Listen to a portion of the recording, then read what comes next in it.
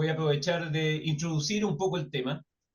Esto tiene dos fuentes, digamos. Yo estoy haciendo de moderador porque he venido trabajando con Gerardo ya hace algún tiempo. Y esto viene de algo que me nació hace varios años atrás, digamos, porque uno tiene en la superconciencia, yo diría, esta imagen de los tanques de Relave y son definitivamente algo intrusivo en el entorno. Pero de ser algo intrusivo en el entorno, uno va madurando un poco la idea y se da cuenta que la otra cosa que los tanques de Relave tienen es que no tienen vida. Entonces, definitivamente una de las taras que tenemos como mineros, ¿no es cierto?, es ocupar un terreno que tuvo vida en algún momento, que tenía un ecosistema propio, y desgraciadamente lo tiramos para afuera, ¿no es cierto? Y generalmente las quebradas, qué sé yo, y terminamos ocupando ese ecosistema, lo destruimos, ¿no es cierto? Y le colocamos encima una, una plataforma, un volumen de material inerte, de cierta manera, por expresarlo de cierta manera.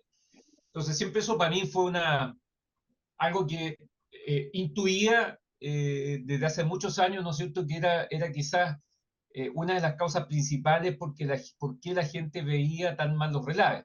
Después viene un problema político, ¿no es cierto?, en que vale la pena echarle la culpa a la minería y es fácil, así como nos echaban la culpa que nosotros nos robábamos todo el agua, hasta que recién el año pasado empezaron a salir estadísticas firmes que se publican en todas partes, ¿no es cierto?, diciendo que nosotros consumimos el 1,7% del agua que se consume en el país. Pero así también el problema de los relaves se mantiene, ¿no es cierto?, porque uno, son agresivos en términos de paisaje y segundo, se mistifican en términos de el daño que provocan, en términos de su toxicidad generalmente.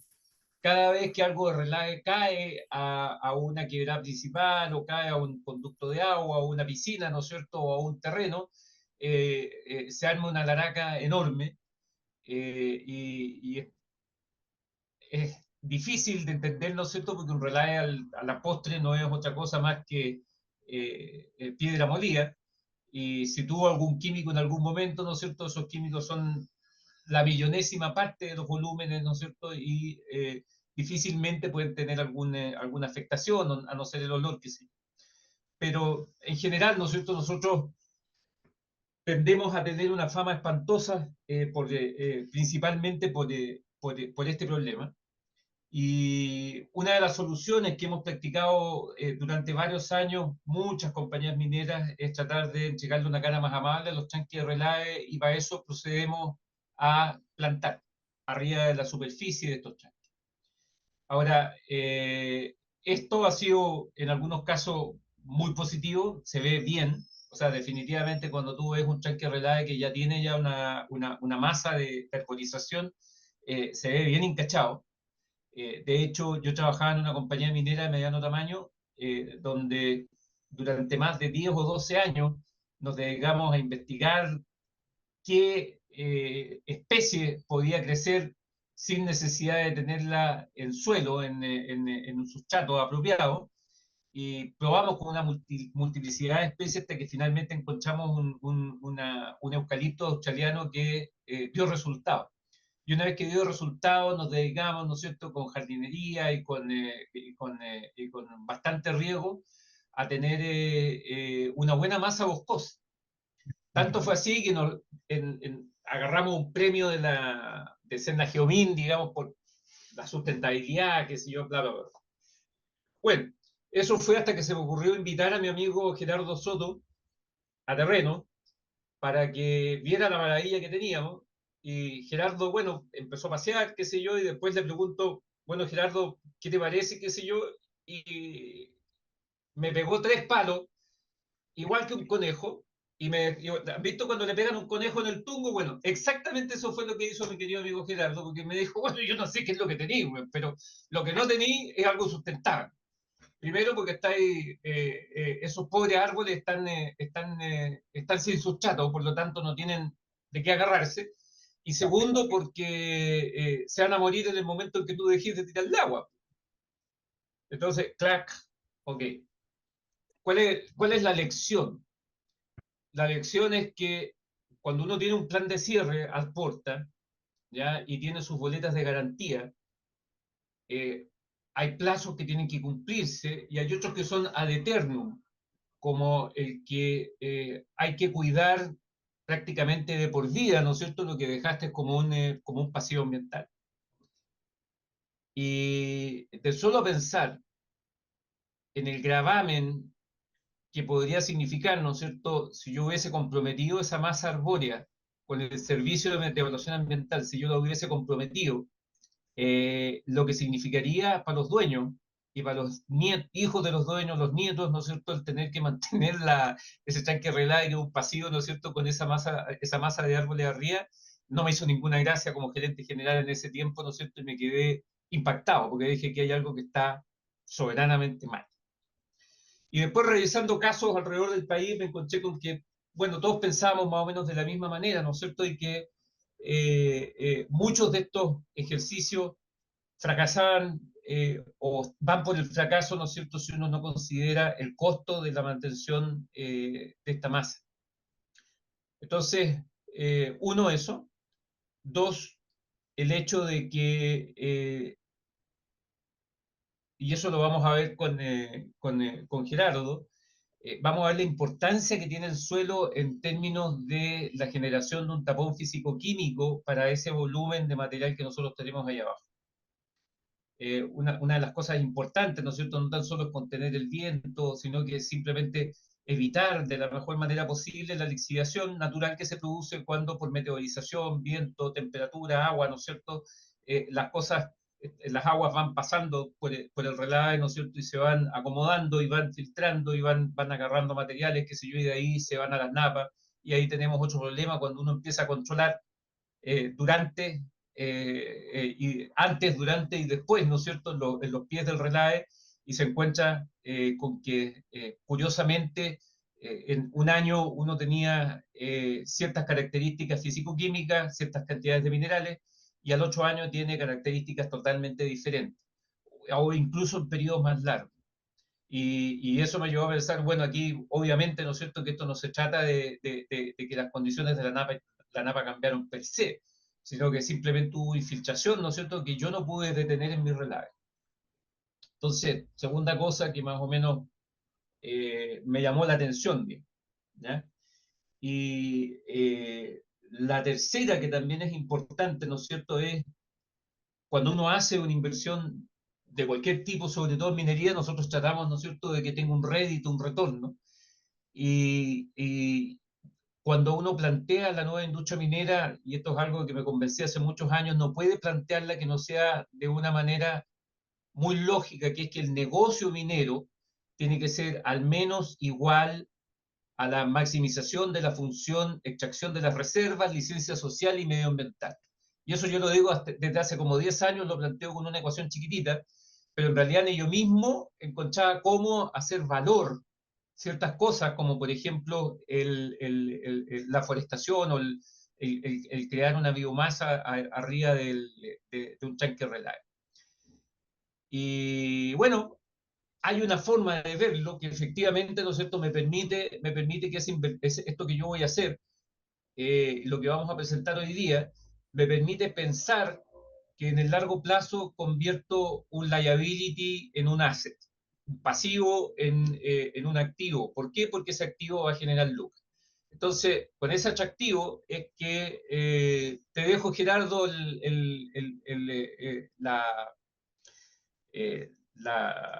¿cómo se llama?, la plataforma. Y por supuesto que tengo que mencionar que Gerardo es ingeniero forestal, es doctor se especializó en Francia en esta área de suelo, tiene un máster también y ejerce como docente en la Universidad de Chile. Y curiosamente está más ligado que muchos a la minería. Así que adelante, don Gerardo Soto, por favor. Ya, ¿me escuchan o no bien? Te escuchamos Sí. bien. Ya, perfecto. Bueno, yo no voy a repetir ideas, me parece que el resumen que hizo Juan Carlos apunta exactamente a lo que les venía, a lo que el mensaje que queremos transmitir. Que en realidad es un mensaje que es bien simple, ¿ah? El mensaje finalmente es que es como un mantra que yo creo que hay que repetir, un mantra que incluso me parece que habría que repetírselo a mis colegas eh, que trabajan en el área. Me refiero a colegas que trabajan en la parte de remediación en general ambiental. Y es que simplemente sin suelo no hay vida. Ese debiese ser el mantra a retener. Y básicamente por una razón muy simple, y es que todos supimos en el colegio y probablemente cuando estábamos empezando la enseñanza media en una clase de ecología que la alimentación o la producción o la vida terrestre, para dejar la marina, el ecosistema marino al costado, toda la vida terrestre depende del suelo. Listo. O sea, podremos tener 30 años de experiencia en minería o podremos tener 7 doctorados en lo que sea, pero eso es una realidad que cualquiera se tiene que hacer cargo. Y a partir de ahí surgió la idea de tomar ese concepto y hacerse cargo de los residuos en general, de lo que le llaman pasivos ambientales en la industria, y en particular de la minería. Y de la minería porque yo tengo una relación bien especial con la minería también, porque vengo de familia minera. Mi bisabuelo era el boticario de Andacollo, hoy día tengo un proyecto en Andacollo que si hay tiempo después se los comento. Y mi abuelo fue el director de la mina de Corral Quemado, esa mina de manganeso que está al interior de Andacollo. Entonces yo creo que no, yo creo, no me di cuenta hace mucho tiempo, pero yo creo que el amor por las piedras y finalmente la especialización que tomé en Francia se debió a eso, a esa interacción que tuve durante toda la vida con mi abuelo, que fui muy cercano también a él. Bueno, entonces voy a partir para que Juan Carlos no me diga que soy muy disperso, que me insiste No en hay eso. caso, eres disperso, Gerardo, así que, pero la mayoría de los que estamos aquí también somos dispersos, no te preocupes. Tiene que ver con la inteligencia emocional. Un espíritu ingenuo que viene aplicado, que yo he tratado de imitarlo, pero cachando que tendría que como que nacer de nuevo, pero bueno, en fin. ¿Ven lo que les quiero mostrar, no? Está perfecto, Gerardo, se ve full y tal como debe ser. Ya.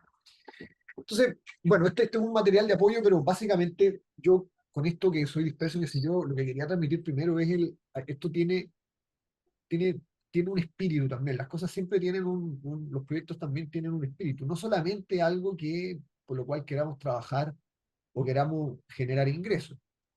Eh, a mí me parece que esto, para mí, en términos personales, es una buena oportunidad de siempre reafirmarle a mi familia y a mis hijas, decirle, oye, tu padre está trabajando por dejar tu mundo más limpio.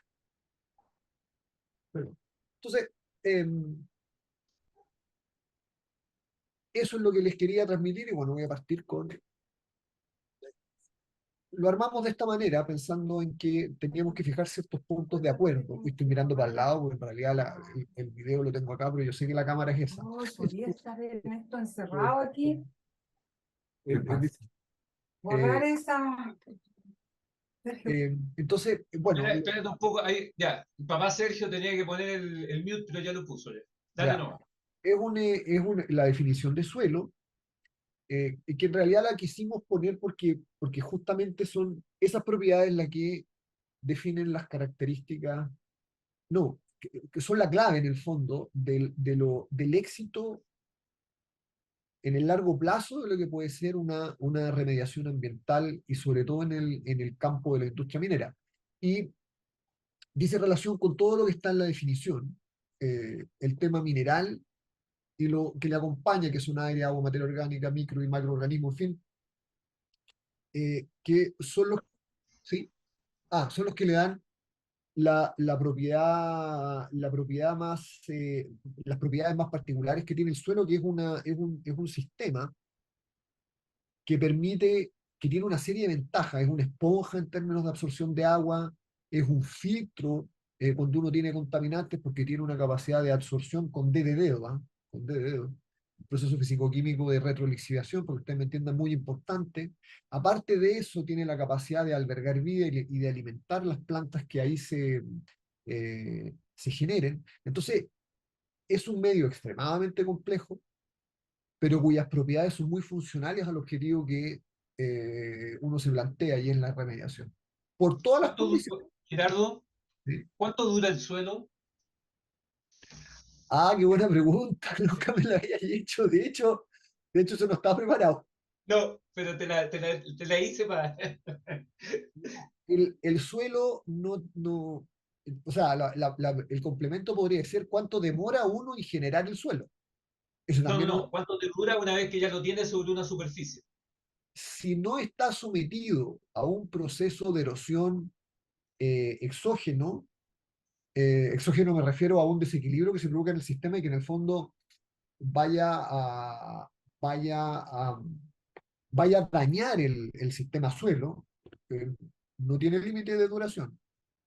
Tú puedes agotarlo si es que haces un uso productivo. Productivo me refiero a hacer un uso extractivo.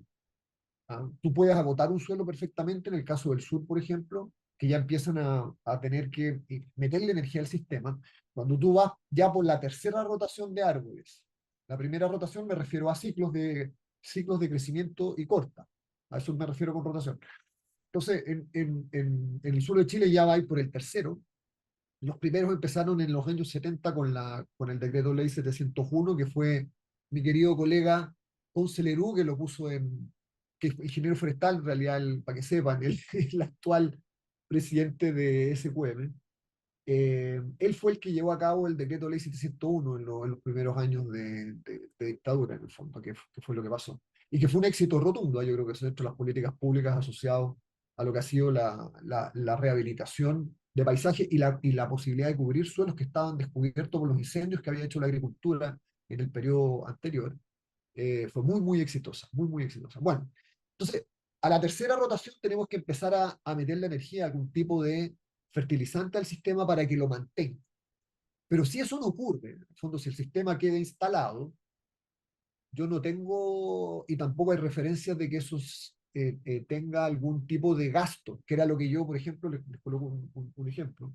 En un proyecto, me tocó revisar un proyecto fotovoltaico y me tocó ver toda la parte suelo del proyecto fotovoltaico. Entonces, el contrato tenía lo que clásico que tienen con la cantidad de años y, y decía que se iba a reponer el sistema como la ley lo decía. Entonces yo le decía a la contraparte, le decía, no hay ley que te diga, en el caso del proyecto fotovoltaico, cómo tiene que ser el ecosistema. Eso está para el caso de la minería y en el proceso al cual se somete en el sistema de evaluación de impacto, pero en el caso del suelo en particular, él hablaba del suelo, no hay nada.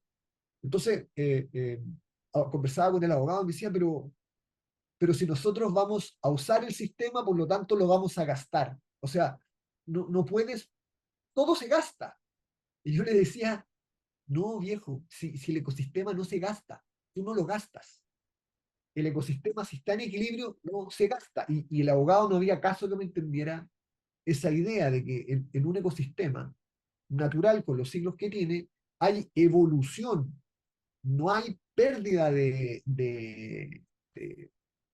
no hay pérdida de biomasa, no hay pérdida de masa, hay transferencias de energía, pero no hay una merma en el sistema. Hay un proceso evolutivo que se ocurre, cambios de estado, si ustedes los quieren ver desde el punto de vista matemático, y hay uno incluso puede aventurar funciones matemáticas, que es muy entretenido ese cambio. Eh, eh, pero bueno, eh, entonces, no se, resumen, los ecosistemas no se gastan. Si no, si voy a producir olivas o aceite de oliva, si voy a producir frutales, porque por supuesto eh, eh, que tengo que tener un ingreso de energía y tengo que tener un suplemento y una subvención, esa era la palabra que estaba buscando, subvencionar el sistema. Pero también estoy haciendo una extracción fuerte de nutrientes a través de la fruta, sean paltos, sean limones, en fin, naranja y toda la clase de fruta que consumimos eh, normalmente. Pero en el caso propio de los ecosistemas no hay gasto. Otra de los elementos que uno puede manejar con los medios porosos. Los medios naturales son, en la naturaleza, es muy sabia en términos de cómo va generando su propio sustento a la vida, que es el suelo. Por eso hablaba de los minerales secundarios, en particular ahí hay uno que es tremendamente importante, que son en general el mundo de las arcillas. ¿Ah? El mundo de las, pero las arcillas sí, son un mundo en sí mismo, o sea, podemos tener, no sé, podemos tener 60, 70 tipos de arcillas distintos. Pero básicamente lo que ustedes me imagino que han escuchado son las murmurillonitas, las hilitas, las caolinitas, etcétera. Esas son arcillas, que son parte del suelo mineral secundario filosilicano. En fin, ustedes son ingenieros, también deben conocer cómo se generan, pero en concreto tiene propiedades físico-químicas muy importantes que le dan al suelo propiedades que son fantásticas. Ustedes pueden ver, o no sé si en alguna vez han tocado, yo creo que como mineros haberse hecho el ejercicio de tocar un suelo gredoso, lo voy a colocar en ese plano. ¿Cuál es el efecto que tiene sobre las manos, sobre la piel? Es una cuestión que es bien particular porque puede llegar a partirle las manos. A mí me han hecho sangrar las manos las arcillas. Entonces, lo que les quiero decir con eso, que imagínense la carga eléctrica que tiene la arcilla para chupar de las manos todo, la grasa, en fin, lo que sea, para dejar a uno las manos agrietadas, incluso con la piel, incluso con sangre. Que es una propiedad que es muy funcional a limpiar, a filtrar, al filtrado o a la retención de minerales. Eh, en fin, y por último, que es el tercer párrafo, el concepto de que finalmente cua- la, la técnica nos ha permitido poder crear un suelo sin tener que hacer un hoyo en ningún lado, literalmente, y con las propiedades que el problema al cual enfrento me pone por delante.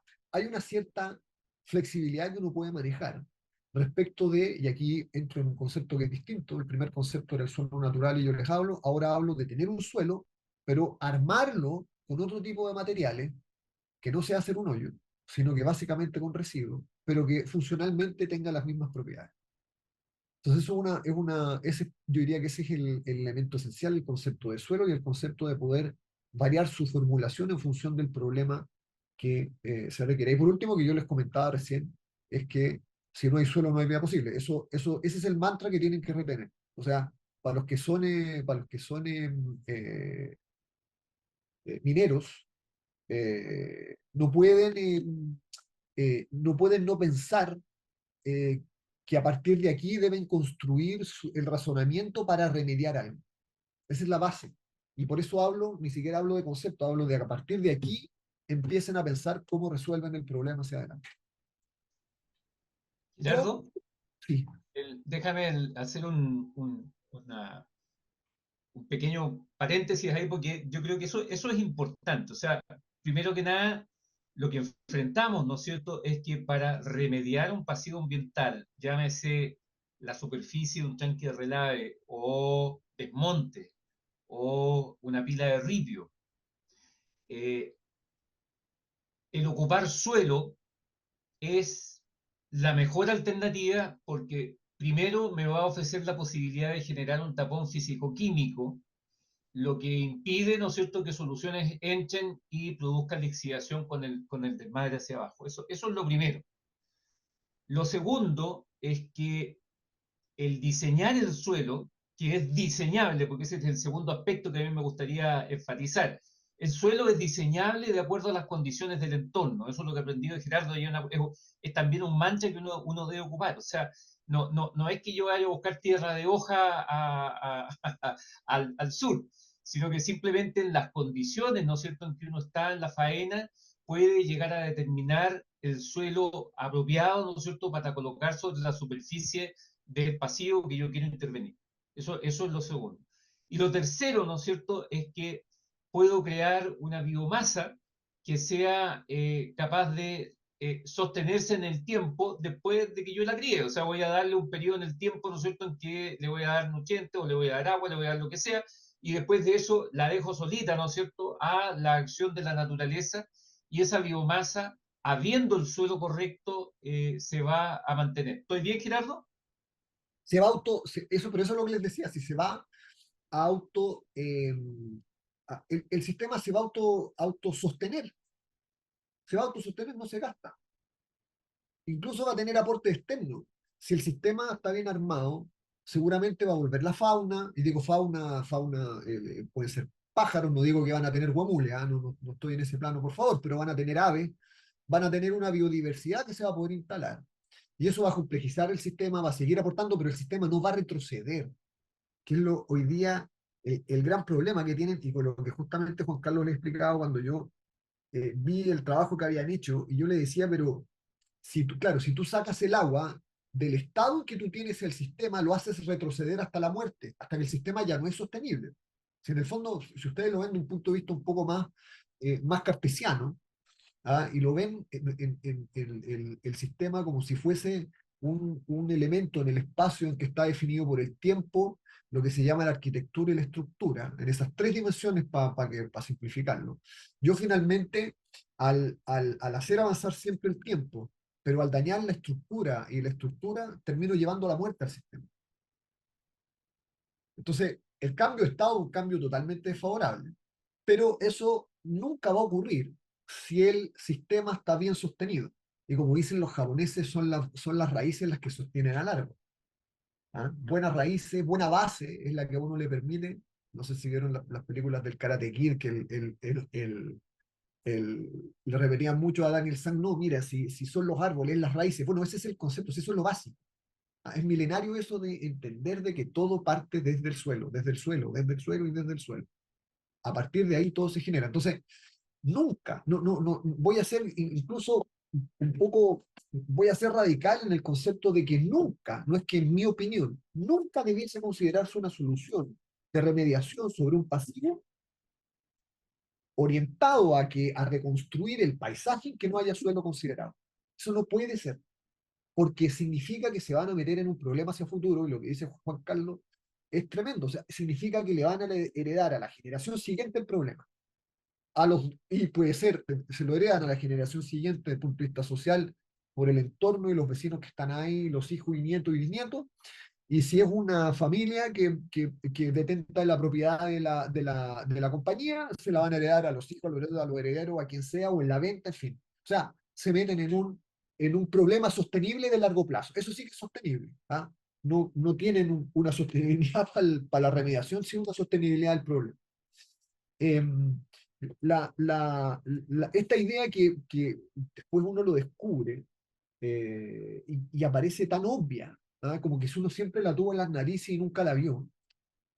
Tuvo una génesis que ustedes la pueden ver, que son 10 años más o menos. 10 años hasta llegar a un prototipo en entorno operacional, y van a ser 11 o 12 hasta llegar a un prototipo en un medio urbano. Lo que ustedes ven acá llegó a un prototipo, el proyecto del 2021 llegó a un prototipo en una planta, que es la planta Delta Dynamics, que está a 24 kilómetros al norte de Valle, y donde pudimos eh,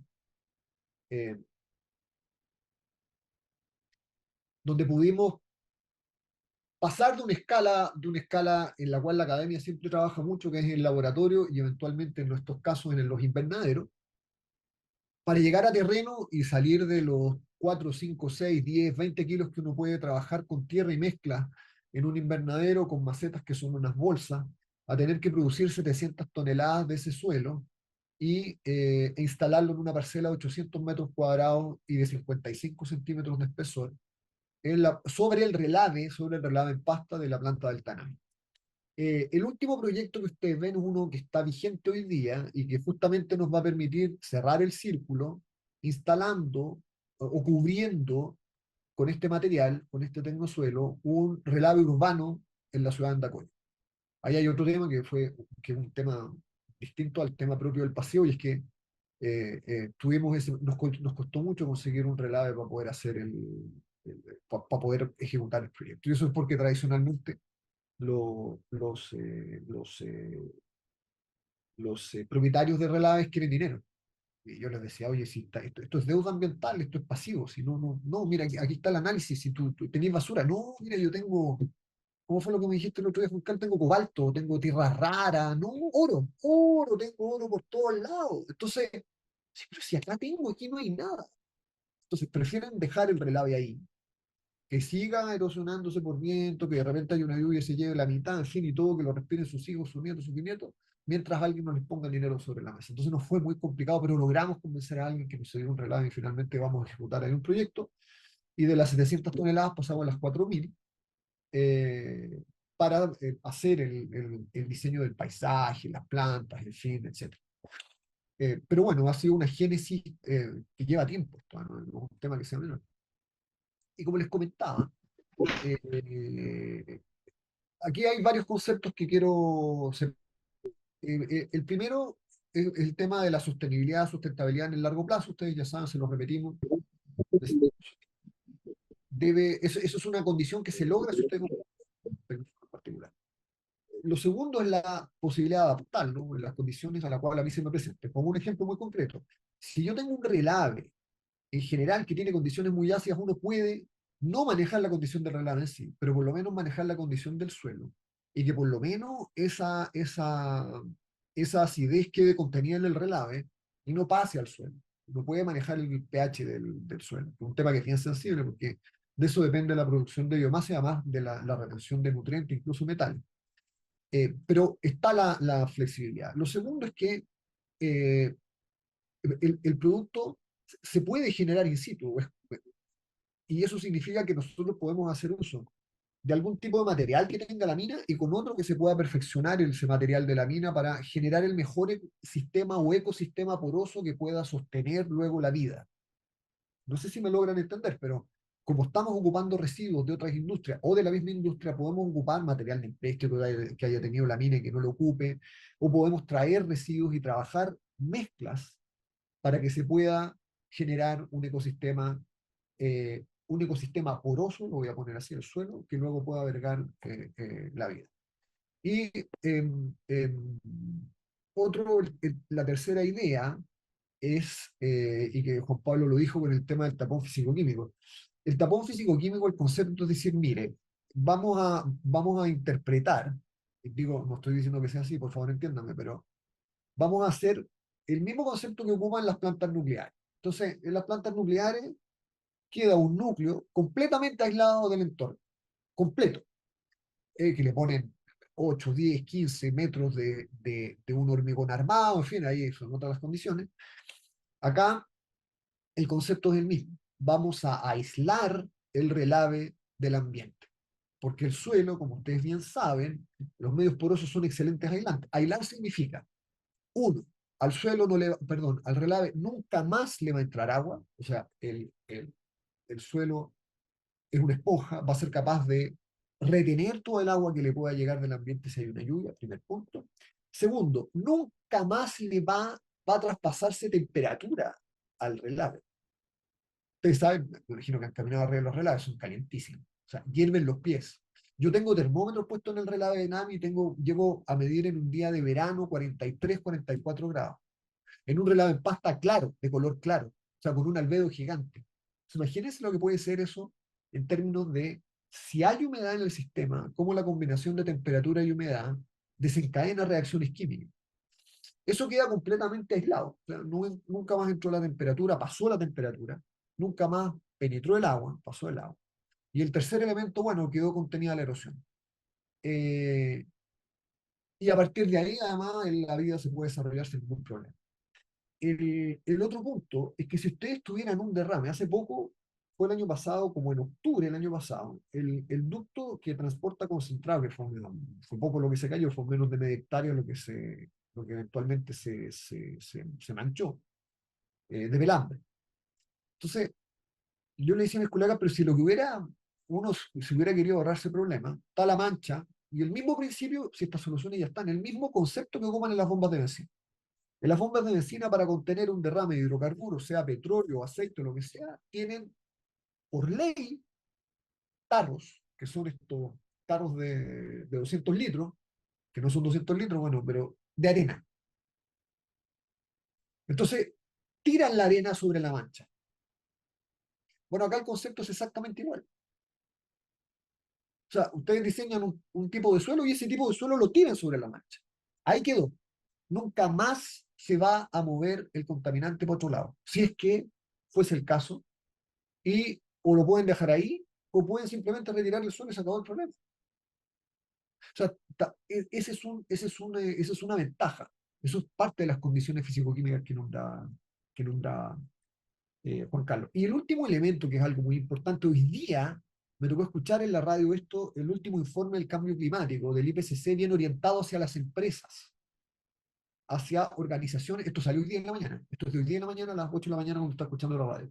Lo pueden escuchar, está en el Tele 13 Radio, se llama eh, eh, Mesa Central Rat Pack, y van a escuchar ahí a la periodista que es Paloma Aliaga, que habla de cómo está orientando, los científicos están orientando ahora los informes para que el sector privado pueda hacer los cambios que aporten en la contención en la contención de los efectos que está teniendo el clima. ¿Ah? Uno de los elementos esenciales y centrales es la captura de CO2. Entonces, piensa usted bueno, lo que es un relave como tal en términos de superficie y lo que puede significar un ecosistema de esa superficie. Si ustedes logran que ese ecosistema, y con esto ya saben que puede ser sostenible en el largo plazo, imagínense lo que pueden hacer las plantas que están sobre ese ecosistema por ustedes. ¿Qué es lo que puede hacer esa planta por ustedes que está instalada permanentemente ahí? Si ustedes se dedican a mensurar la cantidad de carbono que les va a absorber esa bomba absorbedora de carbono, imagínense el capital que tienen ahí.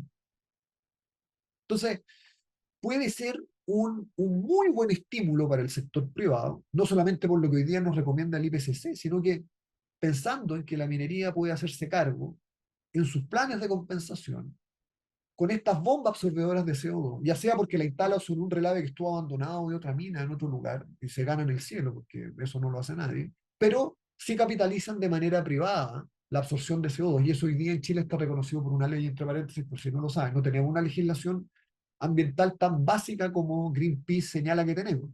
Eso no es así. Hay sectores de la economía que no están para nada normados, como es el caso de la agricultura. Y lo que decía Juan Carlos, el dato es que la agricultura consume el 70% del agua. Solo la agricultura, que no tiene que ver con la minería. Entonces, en fin, ustedes pueden capitalizar esa absorción de CO2, colocarlo en sus cuentas de capital natural. Capital natural no es un concepto que yo acuñe, que sea un concepto académico. El capital natural es un concepto contable. Los contadores de las grandes empresas lo manejan. En la ley chilena está reconocido, y ya hay un impuesto que se paga por diésel. Entonces ustedes demuestran que el impuesto que pagan, o sea, perdón, que las absorciones que tienen son mayores o equivalentes a la emisión que hacen respecto a su maquinaria subterránea, en fin, al menos se van a ahorrar ese costo. Nada más que teniendo las plantas puestas en el sistema. Entonces, instalan o sea, el suelo les logra permitir que remedien, que instalen un ecosistema, y ese ecosistema también lo pueden visualizar como un bioreactor que les va a hacer este aporte económico al sistema. Así es muy valioso eso. Esa ley, la 20.930, hizo una cosa que es muy importante, y aquí algo que no conversaba con Juan Carlos, pero quiero que lo entiendan en términos de que en general el derecho romano se basa sobre bienes tangibles. Entonces, ustedes tienen derechos reales de propiedad, que se llama que es un derecho real en términos jurídicos, el derecho de propiedad es un derecho real, para los abogados, sobre vuestras casas, en el caso de los mineros, su propia minera, en el caso de propiedad privada puede ser un terreno agrícola, en fin, pero hay la fruta que está ahí, en fin, son bienes tangibles que se llaman.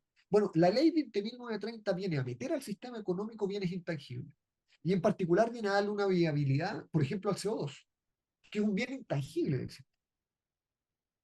Hay otros bienes intangibles que son la captura de agua, en fin, pero no tenemos acuerdo en el precio, pero para el CO2 sí lo tenemos. Ahí ya está cuantificado. Entonces, el bien intangible es el que entra hoy día al sistema. Eso tiene un montón de ventajas, pensando, por ejemplo, sobre todo la gente que vive en el sur y que tiene el bosque nativo, y que la única manera que tenía hasta ahora de tener algún ingreso era cortar el bosque nativo. Y ahí ustedes también saben que las rotaciones de 60, de 40, 50 o 60 años a nadie le sirven. Hay que tener espaldas financieras o ser un